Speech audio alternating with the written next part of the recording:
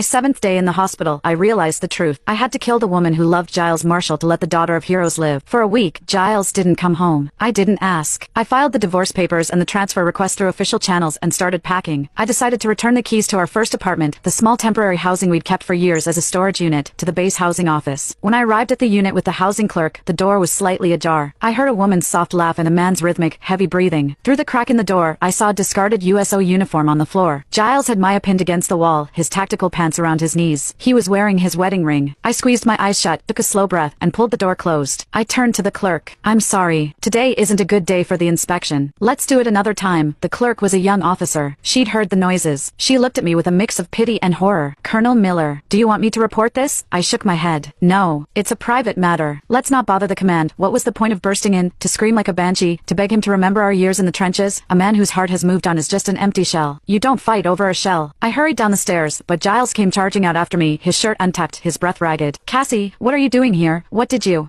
hear?" I pulled my wrist away, my face a mask of calm. I was dropping off the keys. The door was closed, so I left. He let out a visible breath of relief, thinking I was just being sentimental about our old place. I was on maneuvers all week, just got back. Maya needed a place to rehearse, so I let her use the key. Don't overthink it. I didn't bother pointing out the lie. I turned to leave. Suddenly, the sound of glass shattering erupted from inside the apartment, followed by the roar of a flash fire. Giles's face transformed. He grabbed my jaw, his eyes burning with a terrifying rage. "Did you do this, Cassie? I thought you were finally being rational, but this petty, dangerous bullshit? If Maya is hurt in there, I will personally see you court-martialed." He shoved me aside and ran into the smoke. I started to walk away, but then I remembered, my parents' original documents and the divorce filing were locked in the old safe in that bedroom. I grabbed a fire extinguisher from the hallway, smashed the window, and dived into the heat. The room was thick with black smoke. Giles was already carrying Maya out. When he saw me, his eyes went cold. "What are you doing? Get out!" I ignored him and ran for the bedroom. The curtains were melting. The safe was right next to the burning closet. "Cassie, you're going to die for a safe? Get out!" Giles roared from the doorway. I knelt by the safe, spinning the dial. As the door clicked open, the overhead light fixture, heavy and wreathed in flames, buckled. Giles instinctively shielded Maya and jumped back toward the exit. The blast of heat threw me backward. Glass shards sliced into my arms, blood soaking through my shirt instantly. I clawed the envelope out of the safe and tucked it against my chest. The smoke filled my lungs. The world blurred. The last thing I heard was the sound of Giles's boots running away from me, and the distant, lonely wail of a siren. When I woke up, I was back in the military hospital. Giles was sitting by the bed, holding the scorched envelope. Inside were two red booklets. "Marriage licenses. You almost died for our marriage licenses?" His voice was tight. "Cassie, you have a hairline fracture in your leg, smoke inhalation, and second-degree burns. You almost didn't make it." I reached out and took the envelope back. There were no marriage licenses in there. Just the documents I needed to leave him and the proof of who I actually was. Giles watched me clutch the envelope, his brow furrowed. "We all could have gotten out fine, but you had to make it a choice.